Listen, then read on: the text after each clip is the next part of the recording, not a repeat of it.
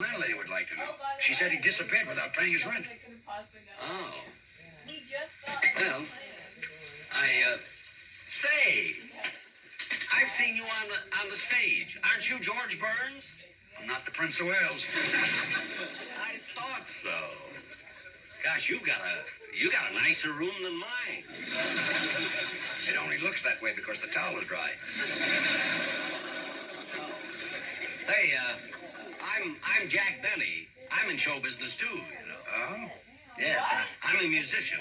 I guess you heard. I heard. What instrument do you play? I think everybody asks me that.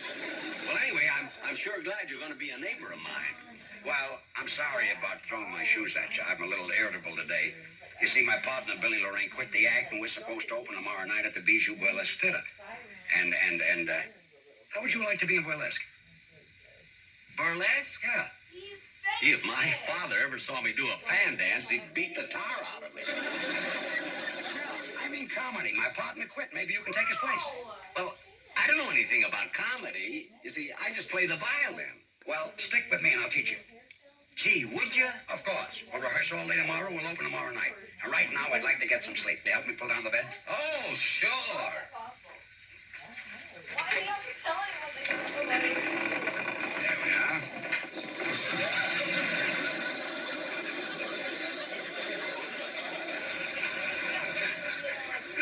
Mr. Thornberry.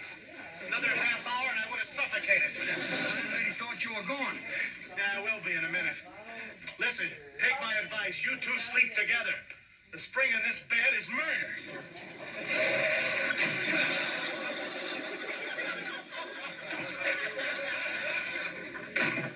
Where have you been?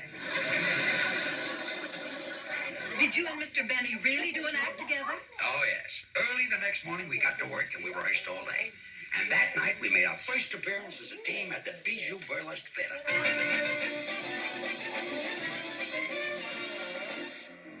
Make me lose those Yankee Doodle. You can have my go on Yankee Doodle.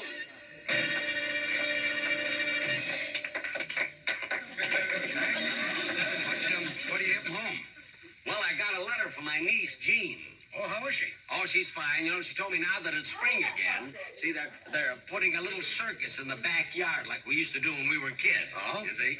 And my uncle Otis, he was always the strong man, see? So he used to come out in a leopard skin and put some nails in his mouth and twist them around his teeth until they bend.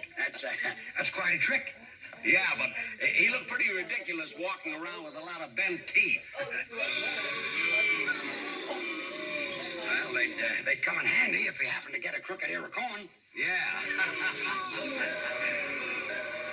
And you know, my Aunt Gertrude, she was a snake charmer. Gertrude? The one who's so nearsighted? Yeah, you see, she used to take a little snake and put it in a basket. Yeah. See, and then blow on a flute until the snake's head came up. I see. And what do you think happened one Saturday? She put the flute in the basket and blew on the snake.